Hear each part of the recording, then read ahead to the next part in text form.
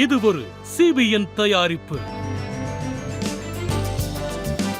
நீங்கள் பார்த்துக் கொண்டிருப்பது ஒரு புதிய வாழ்க்கை நிகழ்ச்சி. வணக்கம். ஒரு புதிய வாழ்க்கை நிகழ்ச்சிக்கு உங்களை அன்புடன் வரவேற்கிறோம். இந்த நிகழ்ச்சியின் மூலமா உங்களை சந்திச்சதுல ரொம்பவே சந்தோஷப்படுறோம்.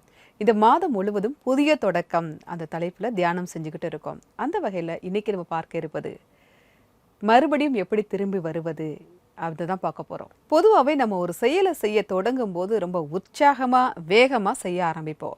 ஆனால் அதிலே ஒரு தடைகள் ஒரு பிரச்சனை வந்தது அப்படின்னா நம்ம அப்படியே தேங்கி அந்த இடத்துலையே நின்றுடுவோம். அதற்கு மேலே ஒரு அடி கூட எடுத்து வைக்க நம்மளால் முடியாது. ஆனால் அப்படி இருக்கும்போது எப்படி நம்ம மறுபடியும் மீண்டு வரலாம் அதை தான் பார்க்க போகிறோம். இதை பற்றி நான் உங்ககிட்ட பேசிகிட்டு இருக்கும்போது எனக்கு ஒரு சம்பவம் ஞாபகத்துக்கு வருது.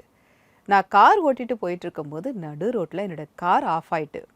யாருக்கும் பின்னாடி வரவங்களுக்கு பொறுமையே கிடையாது. ஒரே ஹாரன் சத்தம். எனக்கு என்னடான்னா இப்படி கார் ஆஃப் ஆகிட்டே இது ஆன் ஆகுமா ஆகாதா எவ்வளோ ட்ரை பண்ணி பார்க்குறேன். அந்த கார் ஸ்டார்ட் ஆகவே இல்லை. சுற்றி இருக்கவங்க ஹாரன் அடிக்க அடிக்க எனக்கு ஒரே பதட்டமாயிட்டு. ஆனால் எனக்கு கோவம்லாம் வரல. எப்படி இதை நம்ம மறுபடியும் ஸ்டார்ட் பண்ணுறது, எப்படி அந்த இடத்த விட்டு கிளம்பணும், அந்த எண்ணம் தான் எனக்கு இருந்தது. ஒரு வழியாக ஸ்டார்ட் ஆகி நான் கிளம்பி வந்துட்டேன்.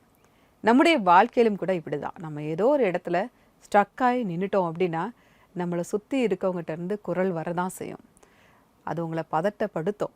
ஆனால் நீங்கள் அதிலிருந்து எப்படி மீண்டும் உங்கள் வாழ்க்கையில் நீங்கள் முன்னுக்கு வரீங்க அதுதான் ரொம்பவே முக்கியம். இதை பற்றி இன்னும் நம்ம நல்லா தெரிஞ்சுக்க ஐரீன் அவங்களுடைய சாட்சியை பார்க்க இருக்கிறோம். ஒரு நாள் இவங்களுக்கு கண்ணு ரொம்ப மங்கலாக தெரிய ஆரம்பிச்சிருக்கு. ஆனால் அதற்கான காரணம் இவங்களுக்கு தெரிய வரும்போது உங்கள் வாழ்க்கையுடைய அழிவின் விளிம்புக்கே போன மாதிரி இவங்க உணர ஆரம்பிச்சிருக்காங்க. வாங்க அவங்க என்ன சொல்கிறாங்கன்னு பார்க்கலாம். ஐரீன் ஸ்வரூப் அர்ப்பணிப்பான ஒரு மனைவி மற்றும் அன்பான தாயாக, ஒரு கிறிஸ்துவ ஆலோசகர் மற்றும் பேச்சாளராக ஒரு ஆரோக்கியமான வாழ்க்கையை மகிழ்ச்சியாக வாழ்ந்து கொண்டிருந்தார். திடீரென்று அவருக்கு அவரது உடலில் பிரச்சனை இருப்பது போல் தோன்றியது. முதல்ல எனக்கு பேனிக் அட்டாக் வந்துகிட்டு இருந்துச்சு. ஆனா அது என்னோட கர்ப்பப்பை காரணமா வந்திருந்துச்சு. இது என்னோட மெனபாஸோட அறிகுறின்னு டாக்டர் சொன்னாங்க. டிவி பார்த்துக்கிட்டு இருந்தேன். அப்ப எதையுமே என்னால பார்க்கவே முடியல. முழு டிவில ஏதோ பிரச்சனை இருக்கிற மாதிரி தெரிஞ்சிச்சு. என்னால காட்சிகளை பார்க்கவே முடியல. எல்லாமே ரொம்ப பிரச்சனையா இருந்துச்சு. எதையுமே சரியா பார்க்க முடியல. வெளிச்சம் மட்டும்தான் எனக்கு தெரிஞ்சது. எனக்கு பதட்டமா இருக்குன்னு நான் சொன்னேன். அடுத்த நாள் ஐரீன் தன்னுடைய மருத்துவரின் ஆலோசனையை கேட்டு இருதய நோய் சிகிச்சை நிபுணரை சந்தித்து பரிசோதனை செய்தார். நோய் அவர் நினைத்ததை விட மிகவும் கடுமையாக இருந்தது. அதோட விளைவு கொஞ்சம் மோசமா தான் இருக்குன்னு டாக்டர் சொன்னாங்க. என்னோட இதயத்துல 4 இடத்துல அடைப்பு இருக்கிறதா அவங்க கண்டுபிடிச்சாங்க. அந்த அடைப்பு ரொம்ப நீளமா இருந்துச்சு. மேலும் ஸ்டண்ட்டும் அவங்களால வைக்க முடியல. அதனால அதுக்கு அப்புறம் சர்ஜரி பண்ணித்தான் ஆகணும்னு சொன்னாங்க. ஆனா அவங்க சர்ஜரி பண்றதுக்காக உங்களை நான் கட்டாயப்படுத்த மாட்டேன்.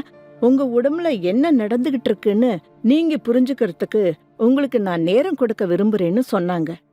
ஐரீனும் பிரேமும் வியாதியின் காரணத்தினால் அதிர்ச்சி அடைந்து இருந்தாலும் கூட அவர்கள் பதட்டம் அடையவில்லை. இப்படிப்பட்ட கடுமையான நோய் இருந்தாலும் கூட நாங்க 2 பேருமே அமைதியா தான் இருந்தோம். தேவன் எங்களுக்கு அந்த நேரத்துல தந்த அவருடைய கிருபைக்காக, பலத்துக்காக தேவனுக்கே எல்லா மகிமையும் நான் கொடுக்கறேன். நாங்க வீட்டுக்கு திரும்பி வந்தோம். அதுக்கப்புறம் நாங்க ஜெபம் பண்றப்போ, ஆண்டவரே நீங்க எங்களை இதுவரைக்கும் கொண்டு வந்திருக்கீங்க.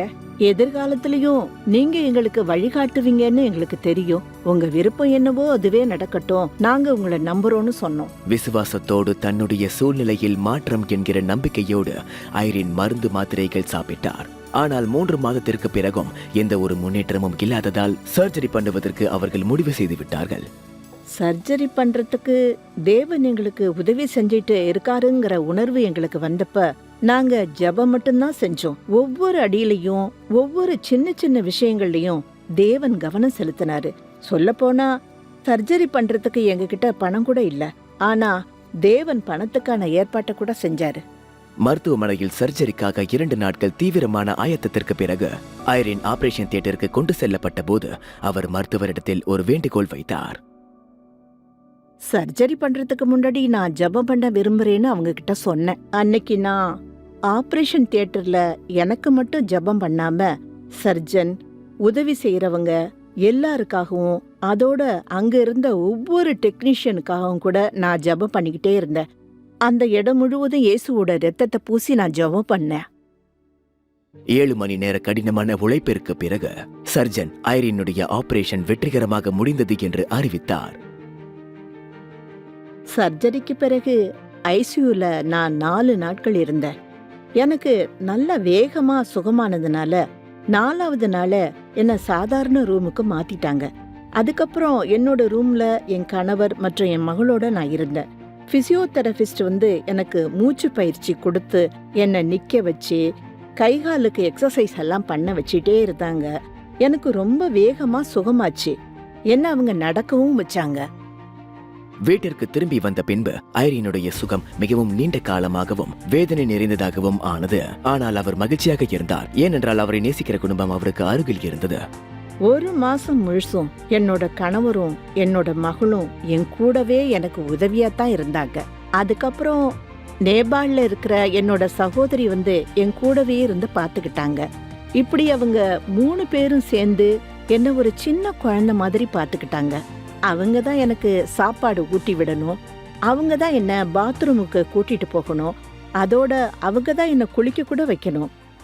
என்னோட குடும்பம் எனக்கு சப்போர்ட் பண்ணி நான் சுகமாக உதவி செஞ்சாங்க. சர்ஜரி முடிந்து 1 வருடம் 6 மாதத்திற்கு பிறகு இன்று ஐரின் தன்னுடைய இயல்பு வாழ்க்கைக்கு திரும்பியுள்ளார். பிரசங்கம் செய்து கொண்டிருக்கிறார். பைபிள் வசனத்தில் இருந்து பாடமும் எடுத்துக் கொண்டிருக்கிறார். தேவன் இந்த கடினமான சூழ்நிலையில் இருந்து அவரை வெளியே கொண்டு வந்ததற்கு தேவனுக்கு நன்றி சொல்கிறார். இப்படித்தான் நாங்க தேவன் எங்களுக்கு தேவையானதெல்லாம் செய்யறதும், தேவனுடைய சமூகம், அவருடைய ஆறுதல் மற்றும் அவரோட தைரியத்தை நாங்க அப்போ உணர்ந்தோம். நான் எல்லார்கிட்டையும் சொல்ல விரும்புறது என்னன்னா, நீங்க கடினமான சூழ்நிலையை தாண்டி போக வேண்டியதா இருந்தாலும், உங்களுக்கு மிக கொடுமையான நோய் இருக்குன்னு டாக்டர் கிட்ட இருந்து கெட்ட செய்தி உங்களுக்கு கிடைச்சாலும், நீங்க ஆபரேஷன் பண்ண வேண்டிய சூழ்நிலையை தாண்டி போனாலும், தேவன் மேல விசுவாசமும் நம்பிக்கையும் வையுங்கிற ஒரே ஒரு விஷயத்தை தான் உங்ககிட்ட நான் சொல்லுவேன். ஏன்னா அவர் நம்ம கூட இருக்காரு. நன்றி ஐரின், உங்களுடைய சாட்சிக்காக மிக்க நன்றி. உங்களுடைய கடினமான நேரத்துல இருந்து நீங்க மீண்டு வந்திருக்கீங்க. இப்ப மறுபடியும் பேசும்போது எங்களுக்கு ரொம்பவே சந்தோஷமா இருக்கு. தேவன் உங்க கூடவே இருந்திருக்காரு. அதை எங்களால பார்க்க முடியுது. இன்னும் நீங்க உங்களுடைய வாழ்க்கையில முன்னேறி போய்கிட்டே இருக்கணும். தேவன் உங்களை ஆசீர்வதிப்பாராக. ஐரினுடைய சாட்சியை பார்க்கும்போது நம்முடைய வாழ்க்கை பயணத்திலையும் தேவன் நம்ம கூடவே இருக்கிறாரு அப்படிங்கிறத நம்மளால உணர முடியுது. பைபிள்லையுமே இதே மாதிரி ஒருத்தங்க இருக்காங்க. அவங்க பேரு ரூத். ரூத் மோவாப் நாட்டை சேர்ந்தவங்க. அதாவது இஸ்ரேவேல் நாட்டுடைய எதிரி நாடு தான் இந்த மோவாப் நாடு. ரூத்துடைய மாமியார் நகோமி.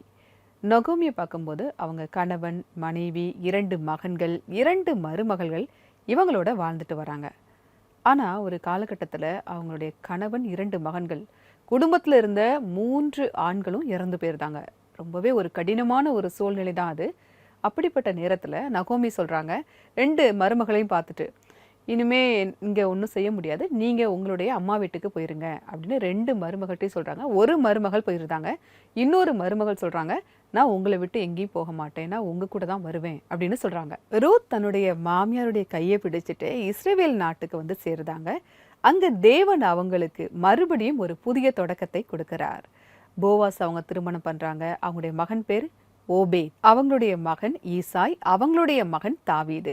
மத்தேயு 1ஆம் அதிகாரத்திலேயே நம்ம ரூத்துடைய பெயரை பார்க்க முடியும். இயேசுடைய அந்த வம்சாவளியை பார்க்கும்போதும் நம்ம ரூத்துடைய பெயரை அங்கே பார்க்குறோம். ரூத்துக்கு அவங்களுடைய வாழ்க்கையே முடிந்து போன ஒரு நேரத்தில் தேவன் மறுபடியும் ஒரு புதிய தொடக்கத்தை தர்றதை நம்மளால பார்க்க முடியுது. நமக்கும் கூட தேவன் ஒரு புதிய தொடக்கத்தை தருகிறார். ஆனா நீங்க நினைக்கலாம், என்னோட வாழ்க்கைலாம் எப்படிங்க மறுபடியும் தொடங்க போகுது அப்படின்னு நீங்க நினைக்கிறீங்களா? உங்களுக்காக பைபிள்ல இருந்து ஒரு வசனத்தை நான் வாசிக்கிறேன். முந்தினவைகளை நினைக்க வேண்டாம், பூர்வமானவைகளை சிந்திக்க வேண்டாம். இதோ நான் புதிய காரியத்தை செய்கிறேன், இப்பொழுதே அது தோன்றும், நீங்கள் அதை அறியீர்களா? நான் வனாந்தரத்திலே வழியையும் அவாந்தர வெளியிலே ஆறுகளையும் உண்டாக்குவேன். ஒரு வாக்குறுதி தரக்கூடிய வசனமா இது இருக்கு. நீங்க முந்தினவைகளை பற்றி நினைக்க வேண்டாம், புதிய காரியத்தை செய்கிறேன் அப்படின்னு தேவன் உங்களுக்கு அந்த வாக்கு தத்தத்தை தருகிறார். ரூத்துடைய வாழ்க்கையை பார்த்தீங்களா, எப்படி மறுபடியும் ஒரு புதிய தொடக்கத்தை தந்தார். அதே போல இன்று உங்களுடைய வாழ்க்கையிலும் தேவன் ஒரு புதிய தொடக்கத்தை தர விரும்புகிறார். நீங்க இருக்கிற நிலைமையை நினைச்சு என்னைக்குமே கவலைப்படாதீங்க. நீங்க அந்த பிரச்சனை பார்க்காதீங்க, தேவனை நோக்கி பாருங்க. நிச்சயமாகவே அவர் உங்களுடைய வாழ்க்கையில் ஒரு புதிய தொடக்கத்தை தருவார். அது உங்களுக்கு கஷ்டமா இருக்கு, உங்களுக்கு ஒரு ஜெப உதவி தேவை அப்படின்னா தாராளமா எங்களுடைய ஆல் இந்தியா பிரேயர் லைனுக்கு நீங்க கால் பண்ணலாம். உங்களுக்காக ஜெபிக்க நாங்க தயாராக காத்துக்கிட்டு இருக்கோம். எங்களுடைய நம்பர் 9910401010. இந்த நம்பருக்கு நீங்க வாட்ஸ்அப்பும் அனுப்பலாம். தொடர்ந்து பார்க்கலாம் ஒரு சிறிய இடைவேளைக்கு பிறகு. இடைவேளைக்கு பிறகு ஏதேனும் சந்தேகம் பகுதியை பார்க்க இருக்கிறோம். இடைவேளைக்கு பிறகு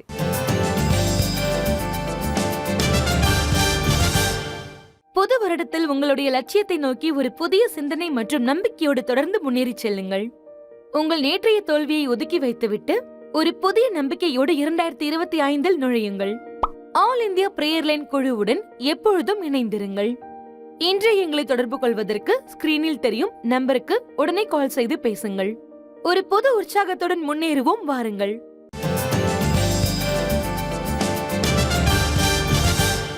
வெல்கம் பேக் டு ஒரு புதிய வாழ்க்கை. இன்னைக்கு நம்முடைய நிகழ்ச்சியில் நம்ம எப்படியும் மறுபடியும் ஒரு புதிய தொடக்கத்தை பெறலாம் அப்படின்னு பார்த்துட்டு இருக்கோம். பொதுவாகவே நம்முடைய வாழ்க்கையில் ஒரு பின்னடைவு வரும்போதோ ஒரு காயங்கள் ஏற்படும் போதோ நம்முடைய வாழ்க்கை அப்படியே ஸ்தம்பித்து போயிடும். மீண்டும் ஒரு அடியை எடுத்து வைக்க நீங்கள் ரொம்பவே யோசிப்பீங்க. அந்த மாதிரி நேரத்தில் மீண்டும் ஒரு புதிய தொடக்கம் எப்படி கிடைக்கும்? இதை பற்றி நான் உங்ககிட்ட பேசிகிட்டு இருக்கும்போது எனக்கு லாசருவோடைய சம்பவம் ஞாபகத்துக்கு வருது. பைபிளில் நம்ம இவரை பற்றி பார்க்குறோம். லாசரு இறந்து 4 நாள் ஆன பிறகு ஆண்டவராகிய இயேசு கிறிஸ்து அவரை உயிரோடு எழுப்பினார் அப்படிங்கிறத பார்க்குறோம்.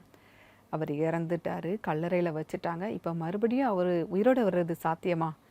எல்லாரும் நம்ம அப்படி தானே யோசிக்கிறோம். இனிமே அவ்வளோதான், எல்லாம் முடிஞ்சு போச்சு அப்படின்னு நினைக்கிறோம். ஆனால் ஆண்டவராகிய இயேசு கிறிஸ்து லாசருவை மீண்டும் உயிரோடு எழுப்பினார் அப்படிங்கிறத பார்க்குறோம். மீண்டும் ஒரு புதிய தொடக்கத்தை லாசருவுக்கும் அவருடைய குடும்பத்திற்கும் இயேசு தருவதை நம்மால் பார்க்க முடியுது. இன்று அதே தேவன் உங்களுக்கும் மீண்டும் ஒரு புதிய தொடக்கத்தை தருகிறார். நம்முடைய நிகழ்ச்சியில் இப்போது ஏதேனும் சந்தேகம் பகுதியை பார்ப்போம்.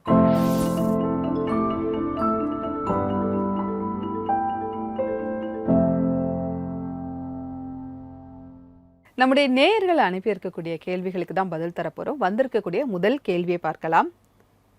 உங்களுடைய பார்வையில் ஒரு புது தொடக்கத்திற்கு முதலில் என்ன முயற்சி இருக்க வேண்டும்? இது ஒரு நல்ல கேள்வி. நம்முடைய திட்டங்களை நாம் தேவனிடத்தில் ஒப்பு கொடுக்க வேண்டும். பைபிளில் கூட பார்க்குறோம், உன் செய்கைகளை கர்த்தரிடத்தில் ஒப்புவி, அப்போது உன் யோசனைகள் உறுதிப்படும் அப்படிங்கிறத பார்க்குறோம். உங்களுடைய யோசனைகள் திட்டங்கள் எதுவாக இருந்தாலும் நீங்கள் அவரிடத்தில் ஒப்பு கொடுக்கும்போது அவர் ஒரு புதிய தொடக்கத்தை உங்களுடைய வாழ்க்கையில் தருகிறார். இதை நம்ம சாலமோனுடைய வாழ்க்கையிலும் பார்க்குறோம். அவர் ஆலயம் கட்டணும் அப்படின்னு நினைக்கும் போது அவர் ஒப்பு கொடுக்கறத நம்மளால பார்க்க முடியுது.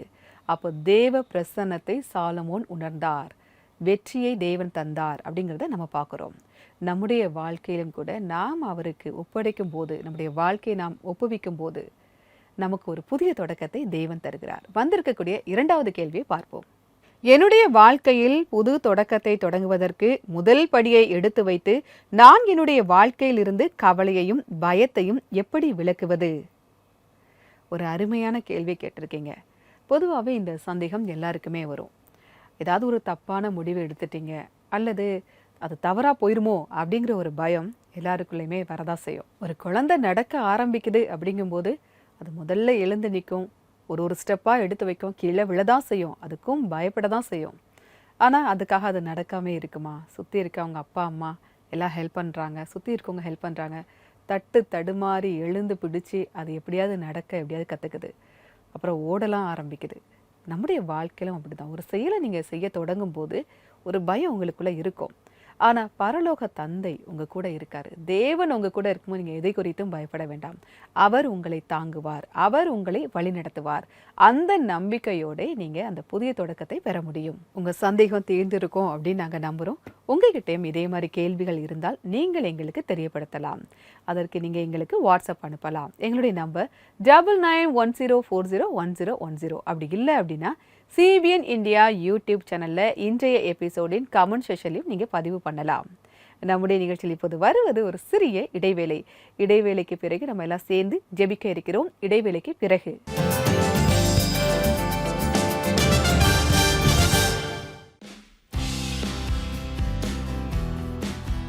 Raaga CNI church, Farrukhabad, Uttar Pradesh.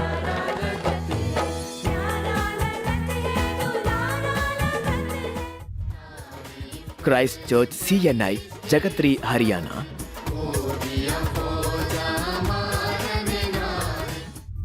Christ church, Jodhpur, Rajasthan.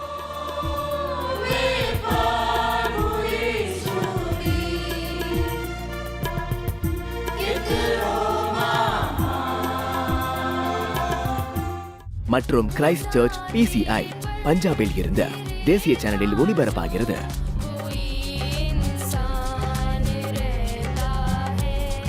இந்த புதிய வருடத்தில் இந்த புது பாடல்களின் சத்தம், ஒரு புதிய வாழ்க்கை மற்றும் CBN இந்தியா யூடியூபில் மட்டுமே கேளுங்கள். உள்நாடு மற்றும் வெளிநாடுகளில் இருந்த பாடல்களை பார்ப்பதற்காக CBN இந்தியா சேனலை சப்ஸ்கிரைப் செய்யுங்கள். மேலும் நீங்களும் இந்த சேவையில் எங்களுக்கு உதவி செய்ய விரும்பினால் Give to CBN.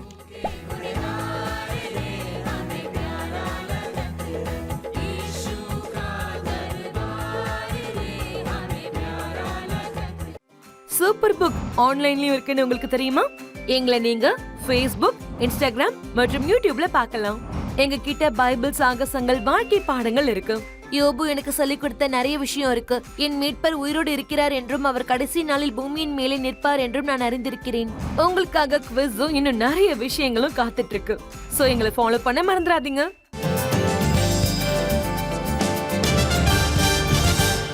Welcome back to ஒரு புதிய வாழ்க்கை. இன்னைக்கு நம்முடைய நிகழ்ச்சியில் தேவன் நமக்கு ஒரு மறு தொடக்கத்தை தருகிறார் அப்படிங்கிறத பார்க்குறோம். தேவன் எப்போதுமே நம்முடைய வாழ்க்கையை புதுப்பிக்கிறார், மீண்டும் ஒரு புதிய தொடக்கத்தை தருகிறார் அப்படிங்கிறத பார்க்குறோம். பைபிளில் நம்ம ஆண்டவராகிய இயேசு கிறிஸ்து நிறைய பேரை சந்தித்து அவங்களுக்கு மீண்டும் ஒரு மறு தொடக்கத்தை கொடுக்கறத நம்மளால் பார்க்க முடியுது. அவங்க நோய்கள்லேருந்து நிறைய பார்க்குறோம். அதில் நிறைய அற்புதங்கள் அவர் செய்து அவங்களுடைய வாழ்க்கையில் மீண்டும் ஒரு மறு தொடக்கத்தை கொடுக்கறத நம்மளால பார்க்க முடியுது. இன்னைக்கு அதே தேவன் நமக்கும் கூட உதவி செய்ய வல்லவராக இருக்கிறார். நீங்க எந்த நிலையில் இருந்தாலும் மீண்டும் ஒரு மறு தொடக்கத்தை அவர் தருகிறார். இப்ப நான் உங்களுக்காக ஜெபிக்க போறேன், நீங்க என் கூட சேர்ந்து ஜெபிக்கலாம். அன்பின் பரலோக பிதாவே, இந்த நேரத்திற்காக நன்றியோடு உம்மை துதிக்கிறோம் அப்பா. அப்பா, தாயின் கர்ப்பத்தில் இருக்கும் போதே நீர் எங்களை தெரிந்து கொண்டிருக்கிறீர். பைபிள் வசனம் சொல்லுது ஆண்டவரே. அப்பா, அந்த நேரத்திலிருந்து இப்போது இந்த நிமிடம் வரைக்கும் கண்ணின் மணி போல எங்களை நீங்கள் பாதுகாத்து வரீங்க. அதற்காக நன்றி.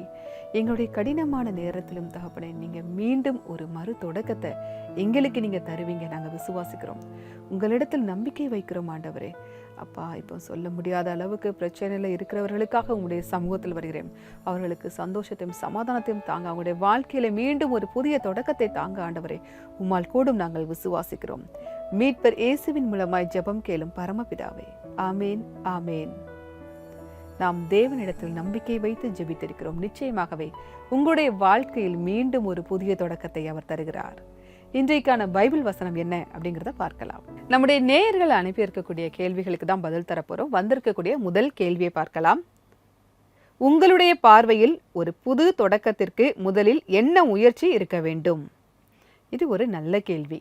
நம்முடைய திட்டங்களை நாம் தேவனிடத்தில் ஒப்பு கொடுக்க வேண்டும். பைபிளில் கூட பார்க்குறோம், உன் செய்கைகளை கர்த்தரிடத்தில் ஒப்புவி, அப்போது உன் யோசனைகள் உறுதிப்படும் அப்படிங்கிறத பார்க்குறோம். உங்களுடைய யோசனைகள், திட்டங்கள் எதுவாக இருந்தாலும் நீங்கள் அவரிடத்தில் ஒப்பு கொடுக்கும் போது அவர் ஒரு புதிய தொடக்கத்தை உங்களுடைய வாழ்க்கையில் தருகிறார். இதை நம்ம சாலமோனுடைய வாழ்க்கையிலும் பார்க்குறோம். அவர் ஆலயம் கட்டணும் அப்படின்னு நினைக்கும் போது அவர் ஒப்பு கொடுக்கறத நம்மளால பார்க்க முடியுது. அப்போ தேவ பிரசன்னத்தை சாலமோன் உணர்ந்தார், வெற்றியை தேவன் தந்தார் அப்படிங்கிறத நம்ம பார்க்குறோம். நம்முடைய வாழ்க்கையிலும் கூட நாம் அவருக்கு ஒப்படைக்கும் போது, நம்முடைய வாழ்க்கையை நாம் ஒப்புவிக்கும் போது நமக்கு ஒரு புதிய தொடக்கத்தை தேவன் தருகிறார். வந்திருக்கக்கூடிய இரண்டாவது கேள்வியை பார்ப்போம். என்னுடைய வாழ்க்கையில் புது தொடக்கத்தை தொடங்குவதற்கு முதல் படியை எடுத்து வைத்து நான் என்னுடைய வாழ்க்கையில் இருந்து கவலையையும் பயத்தையும் எப்படி விலக்குவது? ஒரு அருமையான கேள்வி கேட்டிருக்கீங்க. பொதுவாகவே இந்த சந்தேகம் எல்லாருக்குமே வரும். ஏதாவது ஒரு தப்பான முடிவு எடுத்துட்டீங்க அல்லது அது தவறா போயிருமோ அப்படிங்கிற ஒரு பயம் எல்லாருக்குள்ளேயுமே வரதான் செய்யும். ஒரு குழந்தை நடக்க ஆரம்பிக்குது அப்படிங்கும்போது அது முதல்ல எழுந்து நிற்கும், ஒரு ஸ்டெப்பாக எடுத்து வைக்கும், கீழே விழதான் செய்யும், அதுக்கும் பயப்பட தான் செய்யும்.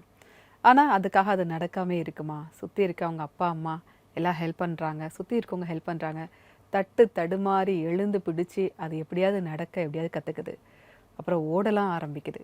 நம்முடைய வாழ்க்கையிலும் அப்படி தான். ஒரு செயலை நீங்கள் செய்ய தொடங்கும் போது ஒரு பயம் உங்களுக்குள்ளே இருக்கும். ஆனா பரலோக தந்தை உங்க கூட இருக்காரு. தேவன் உங்க கூட இருக்கும்போது நீங்க எதை குறித்தும் பயப்பட வேண்டாம். அவர் உங்களை தாங்குவார், அவர் உங்களை வழிநடத்துவார். அந்த நம்பிக்கையோட நீங்க அந்த புதிய தொடக்கத்தை பெற முடியும். உங்க சந்தேகம் தீர்ந்திருக்கும் அப்படின்னு நாங்க நம்புறோம். உங்ககிட்டயும் இதே மாதிரி கேள்விகள் இருந்தால் நீங்கள் எங்களுக்கு தெரியப்படுத்தலாம். அதற்கு நீங்க எங்களுக்கு வாட்ஸ்அப் அனுப்பலாம். எங்களுடைய நம்பர் 9910401010. அப்படி இல்லை அப்படின்னா CBN இந்தியா யூடியூப் சேனல்ல இன்றைய எபிசோடின் கமெண்ட் செஷன்லையும் நீங்க பதிவு பண்ணலாம். உன் தேவனாகிய கர்த்தர் உன் சிறையிருப்பை திருப்பி உனக்கு இறங்கி உன் தேவனாகிய கர்த்தர் உன்னை சிதறடித்த எல்லா ஜனங்களிடத்திலும் இருக்கிற உன்னை திரும்ப சேர்த்துக் கொள்வார். உபாகமம் 30:3.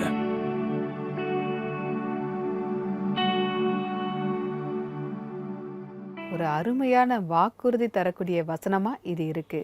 தேவனுடைய இரக்கத்தின் காரணமாக, தேவனுடைய கிருபையின் காரணமாக நீங்க இழந்து போன எல்லாவற்றையும் அவர் திரும்பவும் உங்களுக்கு தருகிறார் அப்படிங்கிறத இந்த வசனம் நமக்கு கற்றுக் கொடுக்குது. இந்த வசனத்தை உங்களுடைய வாழ்க்கையில நீங்க உறுதியா பிடிச்சு நம்பிக்கையோட ஒரு மறு தொடக்கத்தை நீங்க ஆரம்பிங்க. நம்முடைய நிகழ்ச்சியில் இப்போது ஒரு ஆராதனை பாடல்.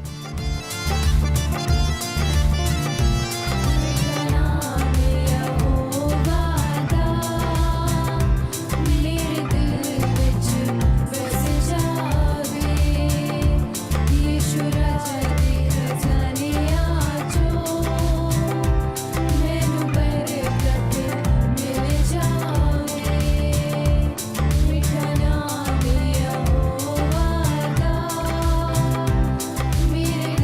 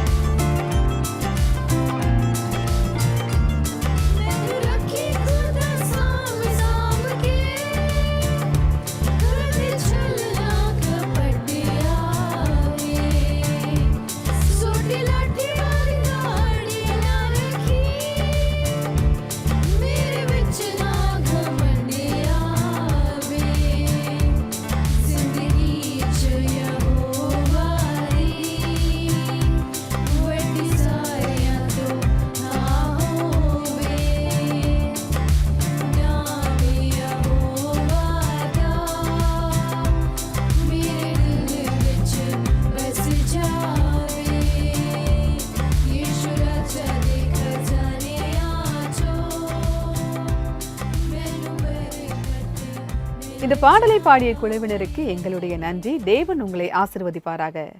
உண்மையிலேயே இயேசுவினுடைய நாமம் இனிமையானது. அவர் நமக்கு எப்பவுமே சிறந்ததையே தருகிறார். உங்களுக்கு 2ஆம் வாய்ப்பை அவர் தருகிறார். விழுந்து போன நம்மை அவர் தூக்கி விடுகிறார். மீண்டும் ஒரு மறு தொடக்கத்தை, ஒரு புதிய தொடக்கமாக தருகிறார் அப்படிங்கிறத பார்க்குறோம். நிகழ்ச்சியுடைய நிறைவு பகுதிக்கு வந்துட்டோம். இன்றைக்கான நிகழ்ச்சி உங்களுக்கு ஆசீர்வாதமாக இருந்திருக்கும் அப்படின்னு நாங்கள் கர்த்தருக்குள்ள விசுவாசிக்கிறோம். ஐரின் ஸ்வரூப் அவங்களுடைய சாட்சியின் மூலமா தேவன் எப்படி மீண்டும் ஒரு புதிய தொடக்கத்தை அவங்களுக்கு கொடுத்தாங்க அப்படிங்கிறத நம்மளால பார்க்க முடிஞ்சது. இன்னைக்கு அதே தேவன் உங்களுக்கும் உதவி செய்ய வல்லவராக இருக்கிறார். நான் நாளைக்கு ரீஜனல் எபிசோட்ல உங்களை சந்திக்கிறேன். அதுவரை கர்த்தருடைய கிருபை உங்கள் அனைவரோடும் கூட இருப்பதாக. God bless you.